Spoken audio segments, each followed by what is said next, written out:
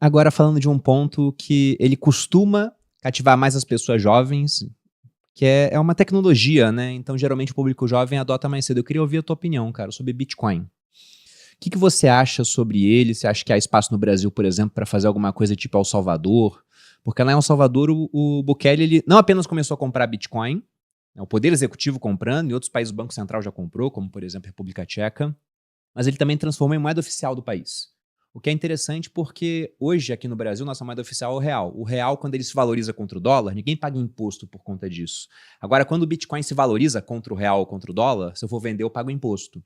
Qual seria a tua ideia para o Bitcoin? Você acha que é uma pauta que tem que estar presente nas eleições ou não? E até pensando do ponto de vista de captura de votos, porque nos Estados Unidos eu vi uma pesquisa da Paradigm mostrando que entre eleitores que não tinham criptomoedas, os no-coiners, não tinha muita diferença do Trump para Kamala Harris. Agora, quando você é para o pessoal que tinha criptomoedas, o Trump abriu coisa de, se eu não me engano, foram 14 pontos de vantagem. Então pode ser que lá a eleição tenha sido, não digo decidida, mas ficado mais favorável para o Trump por conta da postura dele em relação ao Bitcoin. Eu acho que sim. E a gente até fala no livro amarelo em ter reserva de Bitcoin. Não de criptos em geral, mas Bitcoin especificamente.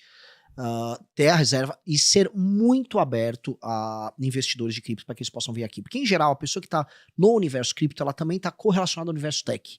Então, quando você permite que um cara de cripto possa transacionar, sacar o valor dele com um valor, com uma alíquota de imposto bem baixa, você permite que ele se estabeleça aqui e que, em geral, ele faça negócios aqui.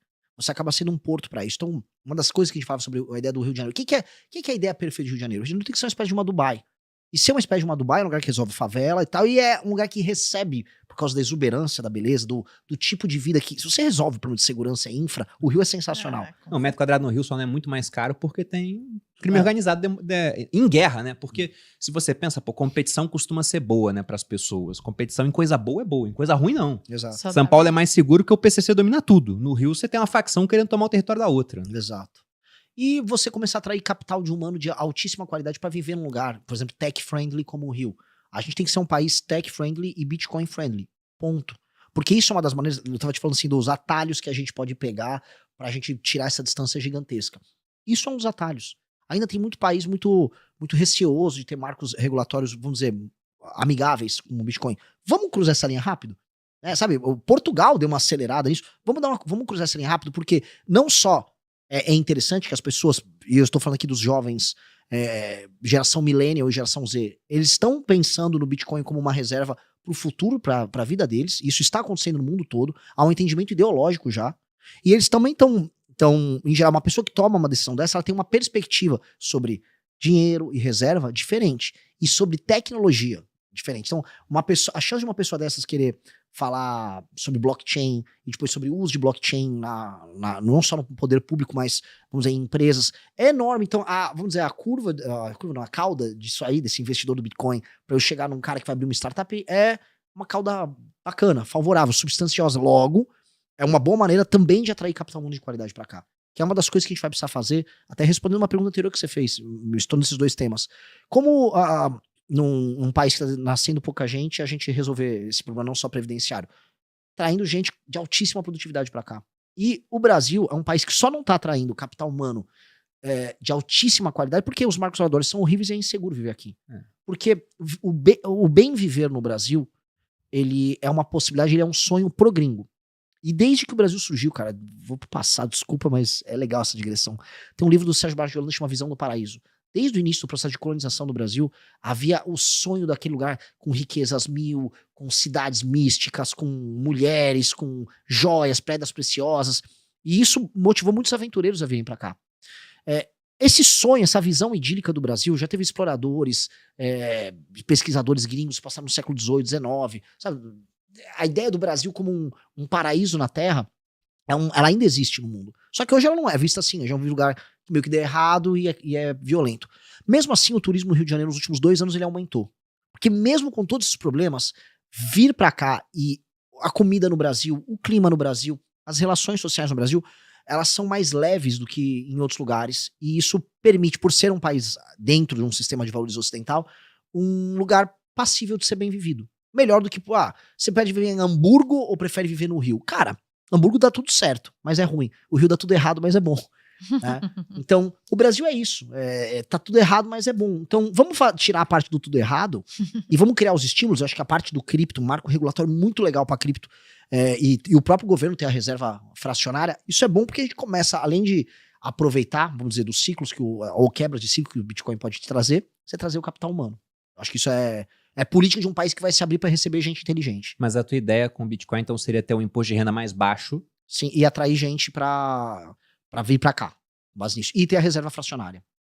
Tá, interessante. E não pensa em tornar a moeda oficial? Para não ter imposto nenhum? Isso é um bom... Eu não sei. Isso é meu voto, tá, Renan? Eu não tenho... bem claro o pessoal aqui. já falou que eu não tá teria caindo como te no responder, funil assim. aqui. Eu não cheguei a discutir isso assim, com o time, então não teria como te dar uma resposta.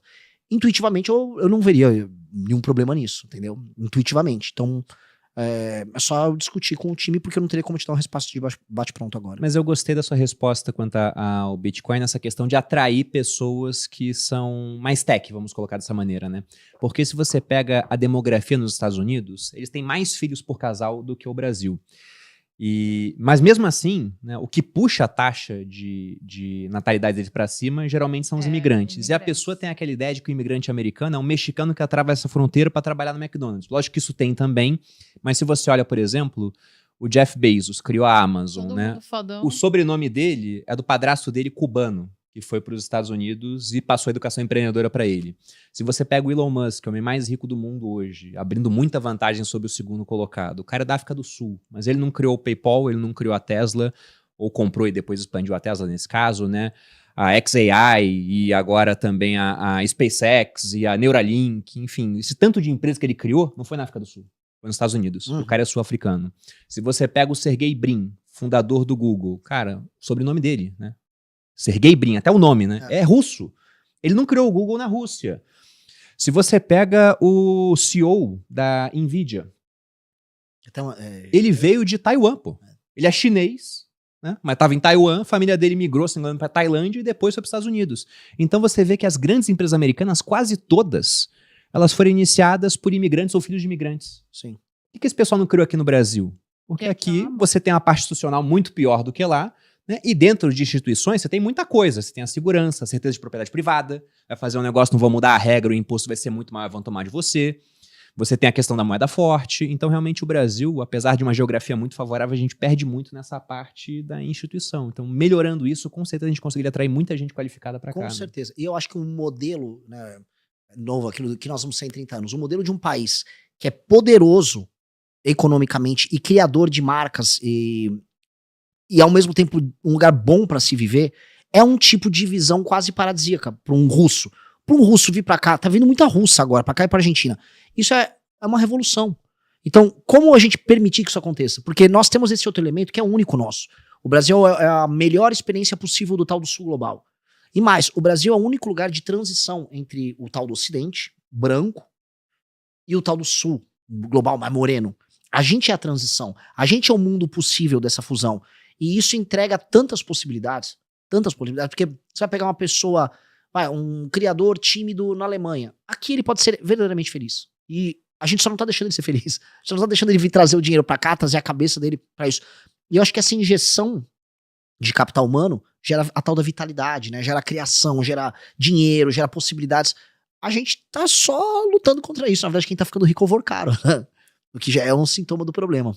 Se você gostou do vídeo, não se esqueça de deixar o like e se inscrever no canal. Te vejo no próximo vídeo.